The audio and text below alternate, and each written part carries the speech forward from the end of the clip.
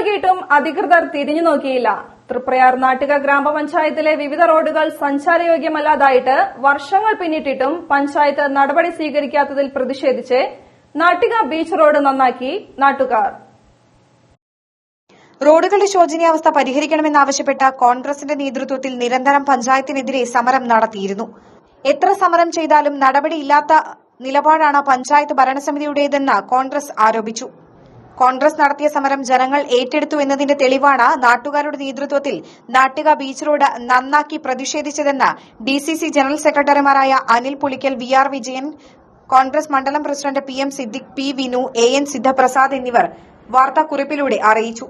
നാട്ടിക പഞ്ചായത്ത് ഭരണസമിതിയിൽ ജനങ്ങൾക്ക് വിശ്വാസം നഷ്ടപ്പെട്ടതുകൊണ്ടാണ് നാട്ടികയിലെ പൊതുജനം തെരുവിൽ ഇറങ്ങേണ്ട ഗതികേട് വന്നതെന്നും കോൺഗ്രസ് നേതാക്കൾ ആരോപിച്ചു.